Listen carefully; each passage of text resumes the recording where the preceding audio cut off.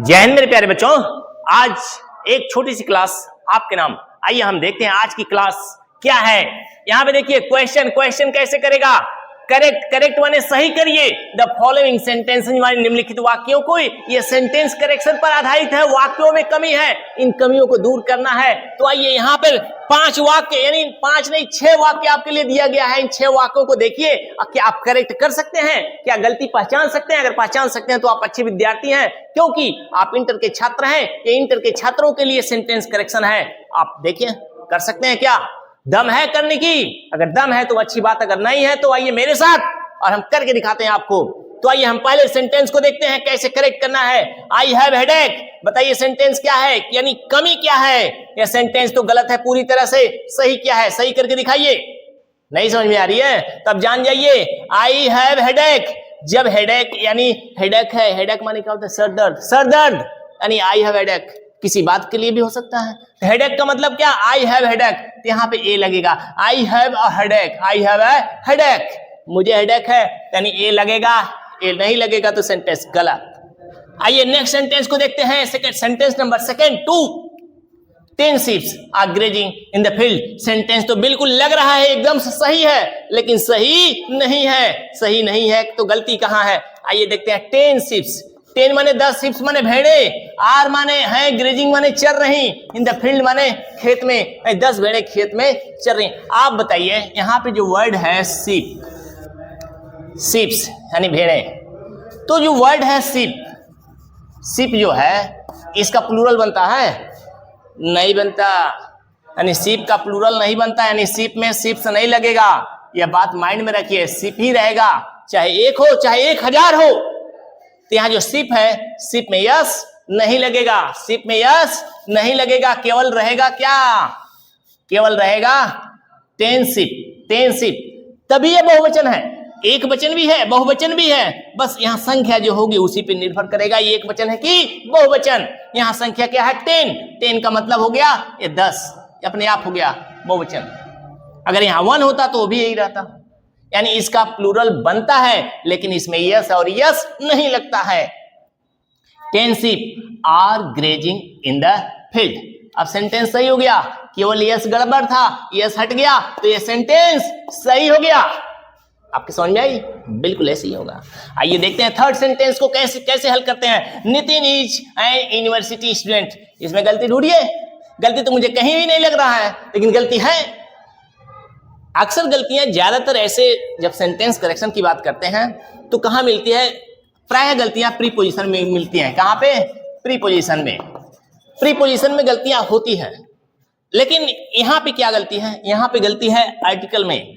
Article यहाँ पे देखिए an, Nitin is an university students, यहाँ पे देखिए यू है, क्या है यू, यूनिवर्सिटी, क्या लिखा गया है यूनिवर्सिटी। तो इसका हम हिंदी में प्रोनाउंसिएशन क्या करेंगे, यूनिवर्सिटी। यानी पहला वर्ड क्या है यू बताइए हिंदी में वावेल है कि कॉन्सोनेंट है, यानी स्वर है कि व्यंजन है।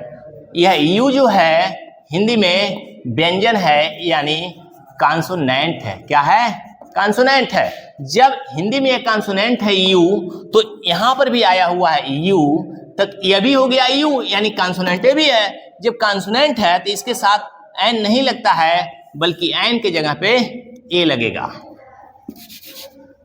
Nitin is a university student, तब जाके यह सेंटेंस सही होगा। यानी यह हिंदी के आधार पर यू को वावेल नहीं कॉन्सोनेंट मानता है, इसलिए यहां पे ए लगेगा। यह बात माइंड में रखिए। चौथा देखिए, आई एम प्राउड ऑफ, तो प्राउड भी सही है, आप भी सही है, ये भी सही, ये भी सही है, तो गलती कहां है, इसमें है।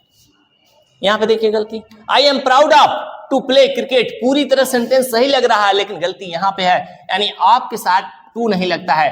टू लगने से क्या हो जाता है, यह यहां पे 2 प्रकार हो, एक होता है जिरंड, तो यहां पर जिरंड का रूल लगना है। जिरंड में क्या होता है, कोई वर्ब होती है, वर्ब की फर्स्ट फॉर्म में क्या लगती है, आईएनजी, जिरंड ऐसे होता है। तो यहां पर I am proud of to play न होकर के क्या होगा, I am proud of playing, क्या होगा, प्लेइंग।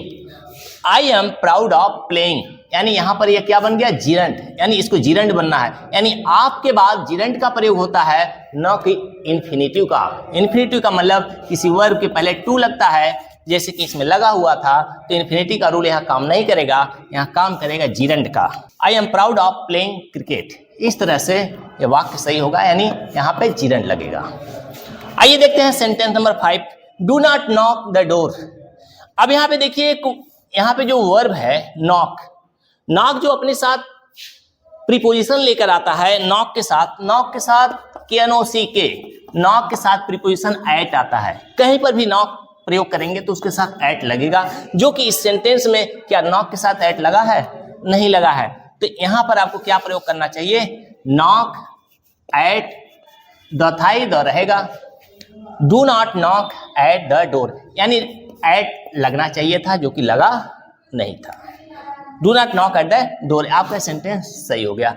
आइए हम लास्ट सेंटेंस को देखें, यहां पर छठा सेंटेंस है, he has been ill since 5 days। इस वाक्य में गलती आप पहचान रहे होंगे, गलती आपको कहां पे है, तो बहुत इजी है, जो कि गलती आपको साफ दिखेगी। He has been ill since 5 days, बताइए गलती कहां है। ही हैज बीन इल, वह बीमार रहा है, सिंस 5 days। अब देखिए 5 days निश्चित समय तो होता नहीं है, जब निश्चित समय होता है तब सिंस लगाते हैं, और जब निश्चित समय नहीं होता है तो क्या लगाते हैं, पता है, फार। तो यहां पर फार होगा, He has been ill for 5 days, तब जाके सेंटेंस सही होगा। मेरे प्यारे बच्चों, आपके लिए एक दो सेंटेंस और है, जो कि देखिए आपके यूपी बोर्ड इंटर का पेपर है, आप देख सकते हैं करीब से, ये यूपी बोर्ड इंटर का पेपर है। इसमें जो 2 ठो आता है सेंटेंस करेक्शन के लिए, तो दोनों भी मैं बता देता हूं वो कौन सा है, और उसको मैं हल करके दिखा देता हूं। वह है क्वेश्चन नंबर 5 का, यहाँ पे डी है, 5 का डी आप देख सकते हैं यहाँ पे दिया हुआ है। इसको भी मैं हल करके दिखा दे रहा हूं कि जिससे कि आप हल कर सकें, तो आपको पता चलेगा कितना इजी है। क्वेश्चन नंबर 5 का डी है, क्वेश्चन नंबर 5 का डी है। इसमें क्या क्वेश्चन किया है, कह रहा है कि correct anyone of the following sentences, यानी 2 वाक्य दे रहा है, 2 में से कह रहा है कि एक हल करना है। कितना हल करना है, केवल 1 सेंटेंस हल करना है, और फिर 2 नंबर मिल जाएंगे। तो धैर्य के साथ ये पढ़ना है। तो आइए वो दोनों हल करा देते हैं, 2024 का पेपर है, इसको देख लेते हैं। पहला सेंटेंस आप देखिए क्या कह रहा है, पहला सेंटेंस कह रहा है, I am tired in doing this, I am tired in doing this. अब देखिए छोटा सा सेंटेंस है जो कि आपके सामने आया हुआ है, इसको हल करना है। I am tired in doing this, इसको करेक्ट करना है। क्या करना है, करेक्ट करना है, सही करनी है। तो सही करके दिखाइए, कैसे सही करना है, गलती ढूंढिए कहां है। आई एम टायर्ड, मैं आपको पहले बता चुका हूं, जो यहां पे एक वर्ड आता है टायर्ड के साथ आपका प्रयोग होता है। किसका प्रयोग होता है, आपका। जब टायर्ड के साथ आपका प्रयोग होता है तो क्या होना चाहिए, इसका सही आंसर क्या होगा, इसका सही आंसर होगा आई एम टायर्ड, यहां पे इन हटेगा, I am tired of doing this, I am tired of doing this, ये आपका करेक्ट आंसर होगा। अगर करते हैं तो आपको 2 नंबर खटाक से मिलेगा। तो आइए दूसरा सेंटेंस जो दिया हुआ है आपके पेपर में, इसको भी हल कर लेते हैं। पेपर ऐसे ही आएगा, आसान होता है, बस आपको थोड़ा सा धैर्य रखकर समझने की जरूरत है।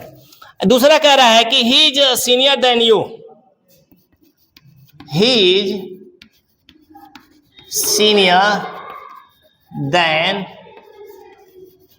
Senior then you. इसको भी क्या करना है, आपको करेक्ट करना है, यानी अभी सेंटेंस गलत है, इसको करेक्ट करना है। तो आइए इसका भी आंसर हम लोग कर लेते हैं। क्या है, ही इज सीनियर देन यू। अब आपको पहले ही बता चुका हूं, जब सीनियर या सीनियर और जूनियर वर्ड आते हैं तो इनके साथ देन का प्रयोग नहीं होता है। तो किसका प्रयोग होता है, आपको पहले बता चुका हूं, तो आप बताइए। चलिए ओके, ही इज, आंसर मैं लिख रहा हूं, ही इज सीनियर, यहां पे देन की जगह पे टू का प्रयोग होता है। किसका प्रयोग होता है, टू का। He is senior to you. इस तरह से सेंटेंस करेक्ट हो गया। इस तरह से मेरे प्यारे बच्चों और भी जो आपके बोर्ड पेपर में आए हैं उसको ध्यान से धैर्य के साथ पढ़िए। पक्का है आपको बहुत मजा आएगा और आप एग्जाम में बहुत अच्छे नंबर लाओगे, इतना अच्छे नंबर लाओगे कि आप भी खुश रहोगे, क्योंकि ये नंबर ही देख करके लाइफ में जीना होता है। नौकरी तो सबको मिलती नहीं है, आपको पता है। इस तरह से मेरे प्यारे बच्चों छोटी सी क्लास जो कि करेक्ट द फॉलोइंग सेंटेंसेस पर आधारित थी समाप्त होती है। फिर मिलते हैं आपसे नेक्स्ट वीडियो में। मेरे प्यारे बच्चों एक चीज़ और कहूँगा, यदि आपको वीडियो अच्छा लगता है, पसंद आता है तो लाइक और सब्सक्राइब भी करें। See in the next video, bye.